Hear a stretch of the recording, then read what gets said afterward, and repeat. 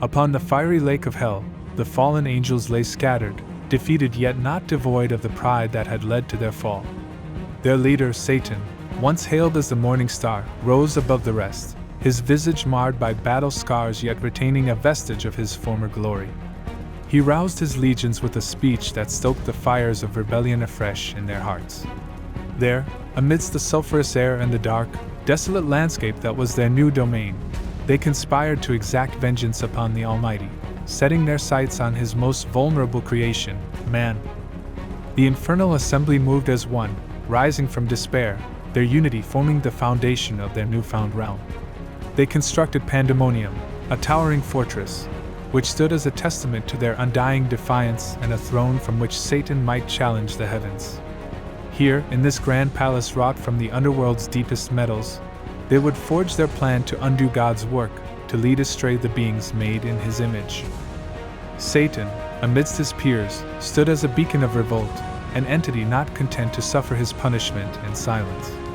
His gaze, piercing as it swept across the congregated spirits, spoke of a cunning beyond mere hatred. This calculated menace would not rest until the throne of heaven felt the shadow of his wings once more. He said not just of war but of a subtler game that would insinuate their influence into the very heart of paradise. From the fiery pits of hell, after plotting against heaven's king, the fallen angels convene within the shadowy halls of Pandemonium. This structure, grand in its dark majesty, is a monument to their undying rebellion. Here, amidst the clamor and the cries for action, voices rise and fall in passionate debate.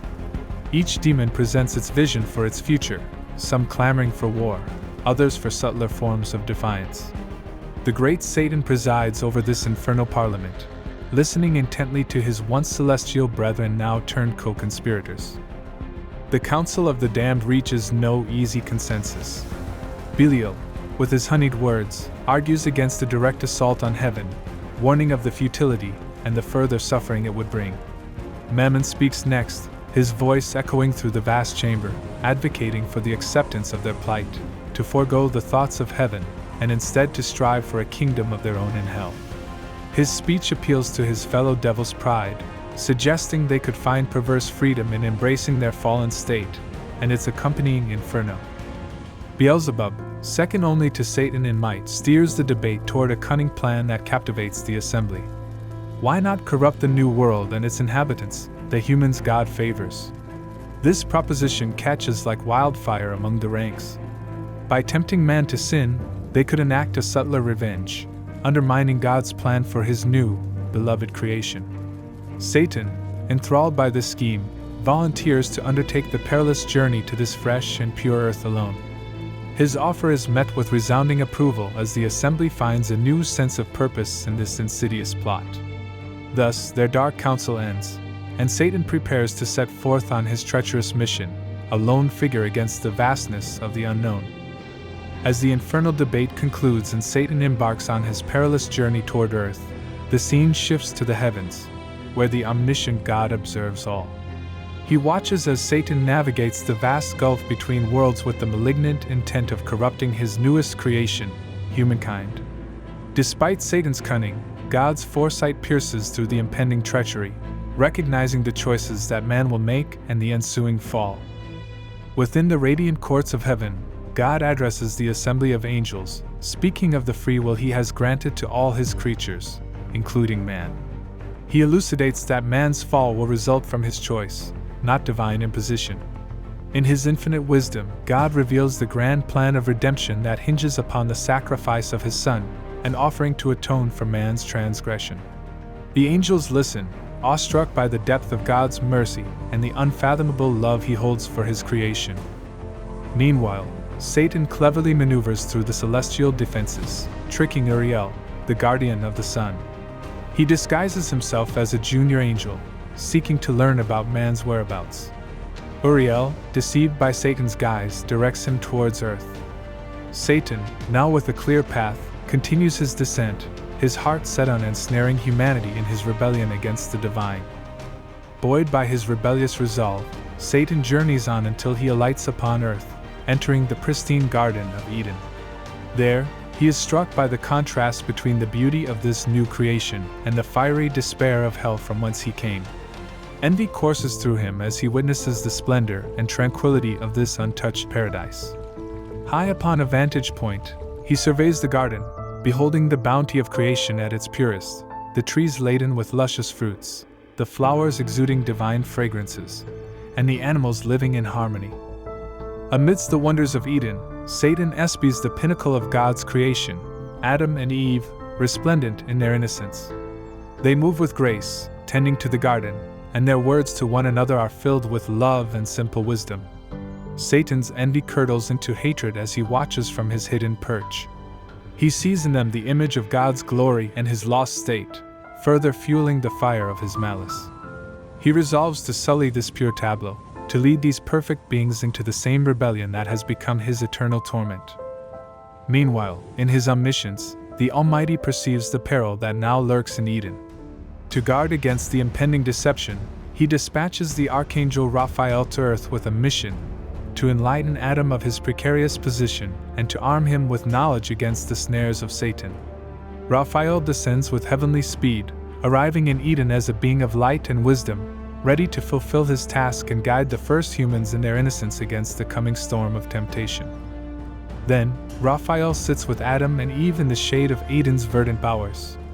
He tells them of Lucifer's pride that led to his downfall, and warns them to remain humble lest they meet a similar fate.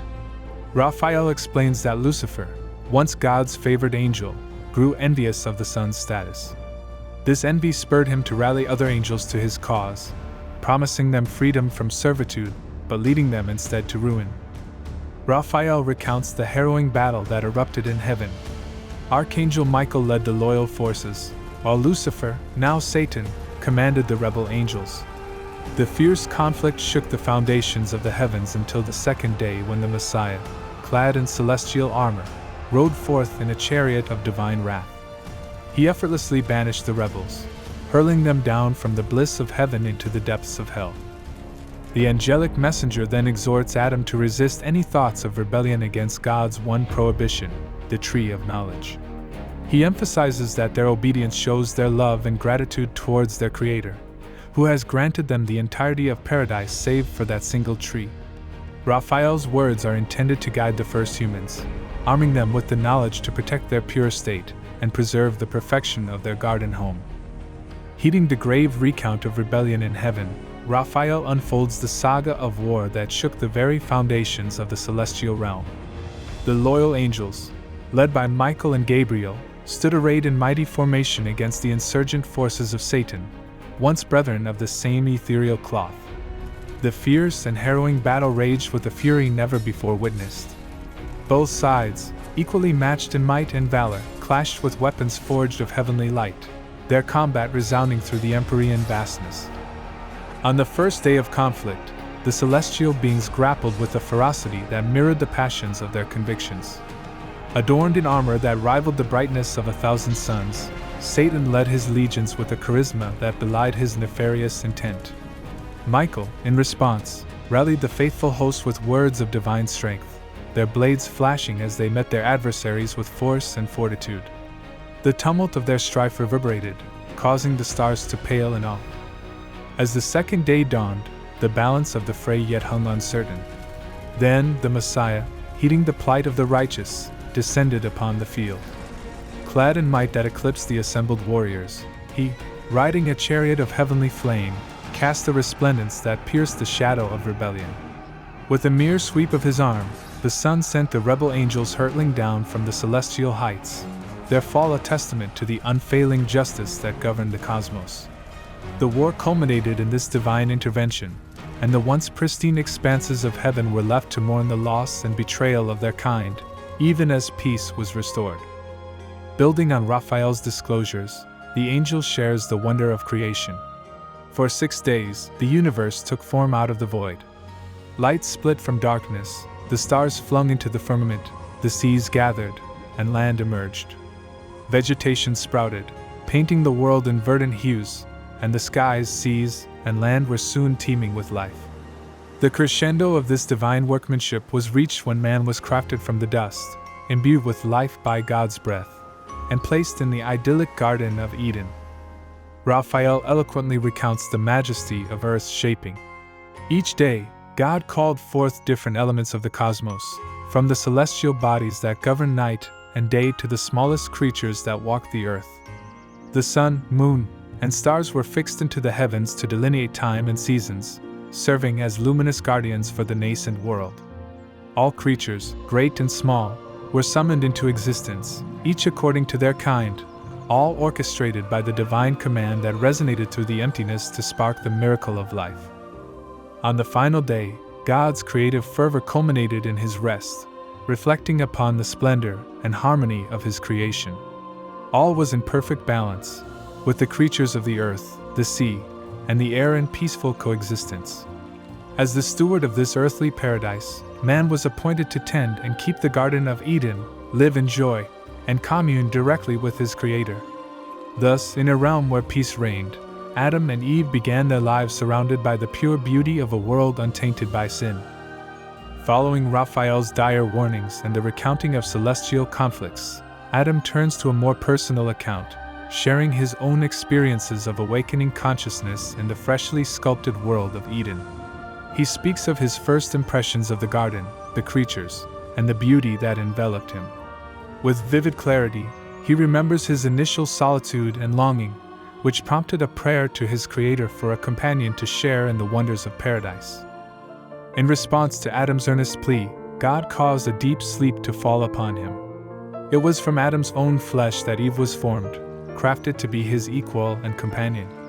Upon waking and beholding Eve for the first time, Adam was struck by her grace and beauty, feeling an immediate and profound kinship. Their union was blessed by God, and together they lived in harmony, tending to the garden and partaking in the joys of their untainted world. Their conversations were filled with love and wisdom, each day a testament to their blessed existence. Raphael attentively listened to Adam's tale, the angel's presence a gentle reminder of the divine order they were to maintain. Adam's deep affection for his wife was evident, as was his sense of responsibility and stewardship over Eden. Despite the tranquility of their life, the undercurrent of Raphael's visit suggested that the innocence they basked in was precarious. The knowledge of good and evil was within their grasp but untouched, a testament to their obedience and the peaceful order of God's creation. Satan, now the crafty serpent, slithers into Eden under the cover of night, driven by envy and spite to mar the pinnacle of God's creation, man. As the new day dawns, innocent and unguarded Eve wanders alone, contemplating the garden's beauty. It is here, by the forbidden tree, that Satan seizes his chance, flattering her with honeyed words and cunning arguments. He praises her beauty and wisdom, suggesting that such a fruit, which bestows knowledge, should not be denied to one so deserving as she. Yielding to the serpent's beguiling speech, Eve is convinced that the fruit will not bring death, as they were warned, but instead will grant them the knowledge of gods. Conflicted yet curious, she reaches out, plucks the forbidden fruit, and eats. The world, which until this moment had known only harmony, feels its very fabric altered. Emboldened by the act, she seeks out Adam, not wishing to face this newfound awareness alone.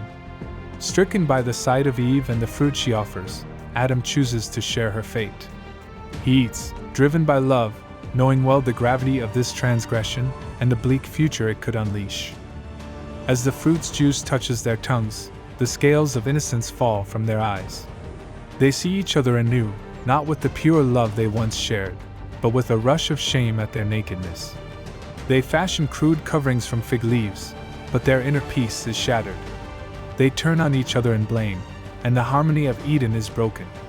The serpent's whispers have turned to a roar in their hearts, the joy of paradise giving way to the harsh sting of guilt and the dawning of a more painful consciousness. Following the tragic fall from grace, the world shifts for Adam and Eve. God, who sees all, sends the archangel Michael to deliver the verdict on the now mortal pair. Their disobedience brings about the forfeiture of Eden's comforts, casting them into a harsh world of mortality, labor, and pain. The consequences of their actions are laid bare. They must now face life subject to sickness, death, and the unyielding cycles of nature. Michael descends to Eden as a judge and guide to help the first couple understand the gravity of their misstep and to escort them from the garden. As Adam and Eve confront their fate, they are overcome by the weight of their choices. They experience the human condition in its entire spectrum: fear, remorse, and a profound sense of loss. Yet, within this maelstrom of emotion, Michael imparts wisdom and offers a glimpse of the mercy beyond their immediate punishment. He unfolds visions of the future before Adam, scenes of the trials and tribulations humanity will endure, including the first murder with Cain and Abel, the Great Flood, and the myriad challenges their descendants will face. Through these revelations, Adam perceives the harsh reality that his progeny will inherit. Nevertheless, amidst these foreboding prophecies, a sliver of hope emerges. Michael speaks of redemption when the rift between man and the divine will be mended. The archangel foretells the coming of a Savior who will ultimately redeem humankind from the original sin and restore them to God's grace. With this knowledge, Adam finds solace, and the sorrow that once pervaded his heart dissipates. United in their fall, Adam and Eve prepared to leave behind the remnants of paradise, embarking on a new journey, one that carries the promise of salvation. The gates of Eden close behind them, marking the end of one chapter and the beginning of another in the human story. As Adam and Eve grapple with the reality of their expulsion, Michael leads them to a mountaintop from which he can show Adam what lies ahead for humanity. The archangel unveils a series of visions, each a tableau of the joys and sorrows, triumphs and falls, that their descendants will experience. Adam is troubled by scenes of vice and violence, witnessing Cain's wrathful murder of Abel and the corruption that spreads through humankind, culminating in the cleansing punishment of the Great Flood. Yet within this cascade of events are moments of grace and hope. Michael explains that these trials are part of the human journey, a path that will ultimately lead to salvation.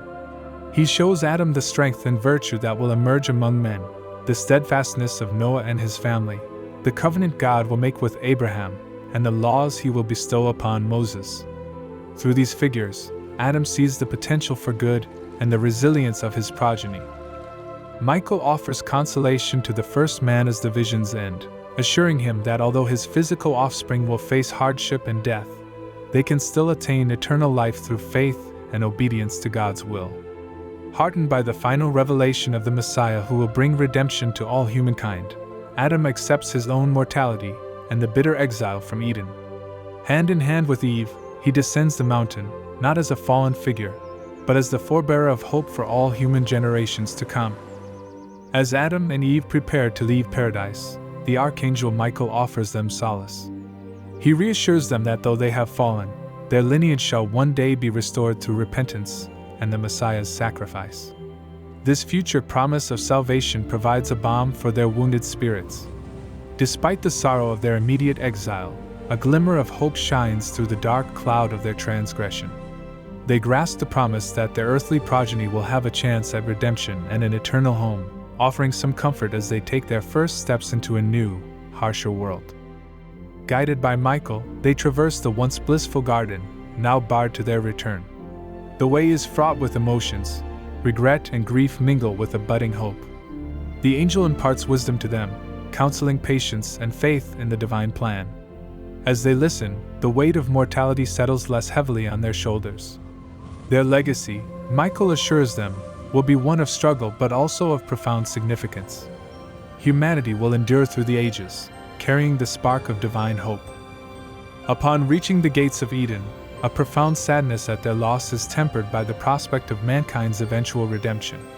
Standing on the threshold of a new existence, Adam and Eve face the vast world before them. With the closing of paradise's gates, there is a sense of finality, yet also a new beginning. It is here that they must now live, work, love, and teach their children the ways of virtue. Though Eden is lost, they step forward with dignity, ready to fulfill their human destiny and secure the future foretold by Michael's revelations.